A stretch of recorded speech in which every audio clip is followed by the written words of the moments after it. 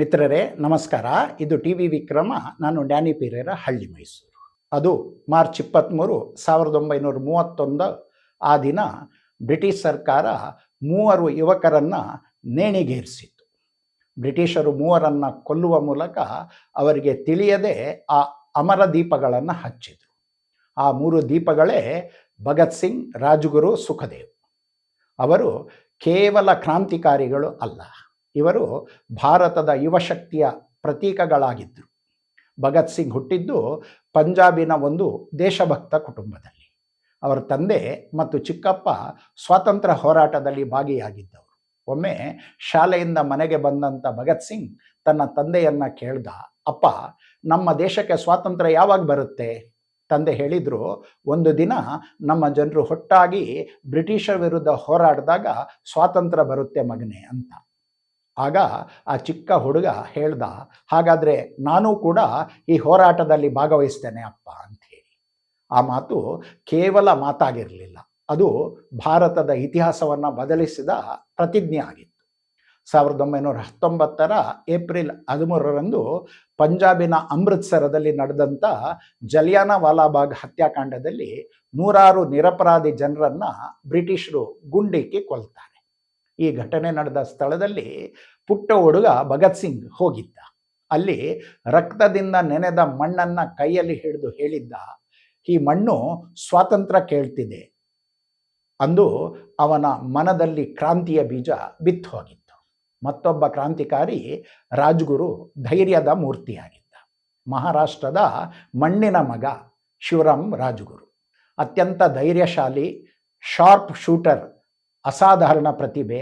ಆತ ದೇಶಕ್ಕಾಗಿ ಸಾಯೋದು ಮರಣ ಅಲ್ಲ, ಅದು ಅಮರತ್ವ ಅಂತ ಹೇಳಿ ರಾಜ್ಗುರು ನಂಬಿದ್ದ.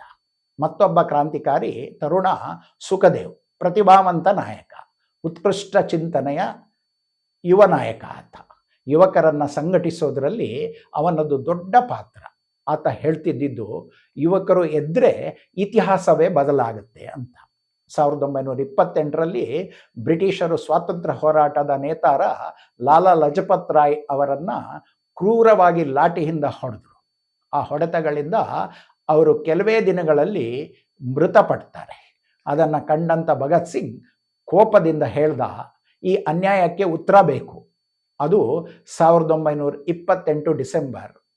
ಈ ಹೊತ್ತಿನ ಪಾಕಿಸ್ತಾನದ ಲಾಹೋರ್ ನಗರ. ಭಗತ್ ಸಿಂಗ್, ರಾಜ್ಗುರು ಮತ್ತು ಸುಖದೇವ್ ಒಂದು ಯೋಜನೆ ರೂಪಿಸಿ ಬ್ರಿಟಿಷ್ ಅಧಿಕಾರಿ ಸ್ಯಾಂಡರ್ಸ್ ಮೇಲೆ ದಾಳಿ ಮಾಡಲಿಕ್ಕೆ ನಿಶ್ಚಯಿಸ್ತಾರೆ. ಸ್ಯಾಂಡರ್ಸ್ ತನ್ನ ಕಚೇರಿಯಿಂದ ಹೊರಬಂದಾಗ ಮೊದಲು ಗುಂಡು ರಾಜ್ಗುರುವಿನ ಪಿಸ್ತೂಲಿನಿಂದ ಹೊರಬರುತ್ತೆ. ಅದರ ನಂತರ ಭಗತ್ ಸಿಂಗ್ನ ಸರದಿ. ಸ್ಯಾಂಡರ್ಸ್ ನೆಲಕ್ಕೆ ಹೊರಳ್ತಾನೆ. ಈ ಘಟನೆ ಬ್ರಿಟಿಷ್ ಸರ್ಕಾರವನ್ನು ನಡುಗಿಸುತ್ತೆ.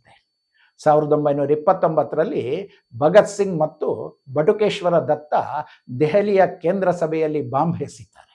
ಆದರೆ ಆ ಬಾಂಬ್ ಎಸೆದ ಉದ್ದೇಶ ಯಾರನ್ನ ಕೊಲ್ಲೋದಾಗಿರಲಿಲ್ಲ, ಅದು ದೇಶವಾಸಿಗಳಿಗೆ ಮತ್ತು ಬ್ರಿಟಿಷರಿಗೆ ಸಂದೇಶ ಕೊಡ್ತಕ್ಕಂಥ ಉದ್ದೇಶವನ್ನು ಹೊಂದಿರುತ್ತೆ.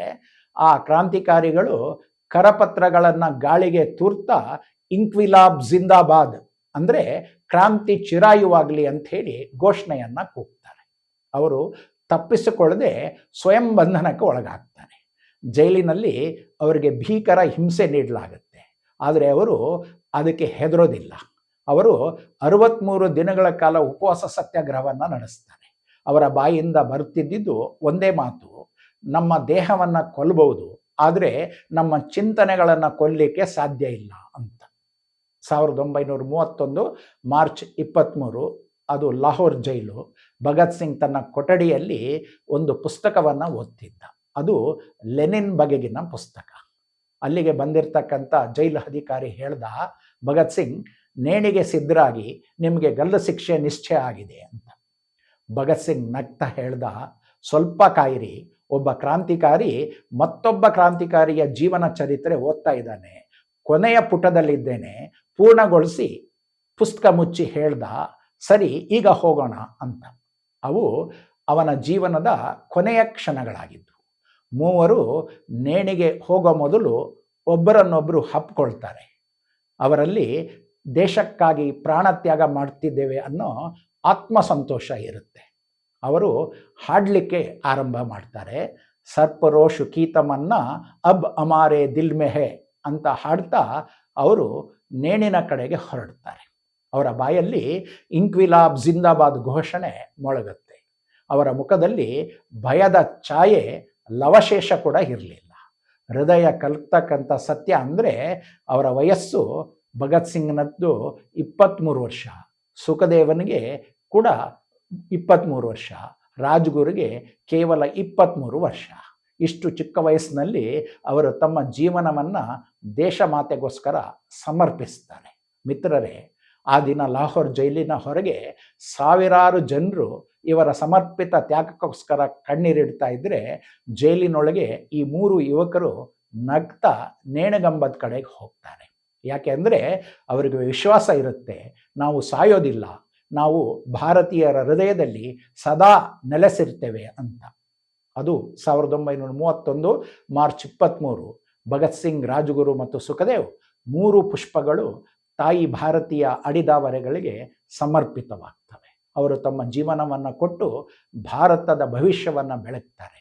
ಇಂಥ ಅಸಂಖ್ಯ ಕುಸುಮಗಳ ಸಮರ್ಪಣೆಯ ಫಲವೇ ನಾವಿಂದು ಅನುಭವಿಸ್ತಿರ್ತಕ್ಕಂಥ ಸ್ವಾತಂತ್ರ್ಯ. ಮಿತ್ರರೇ, ಅವರು ಅವರ ಆ ದಿನಗಳನ್ನು ನಮ್ಮ ನಾಳೆಗಳಿಗೋಸ್ಕರ ತ್ಯಾಗ ಮಾಡಿದ್ದಾರೆ.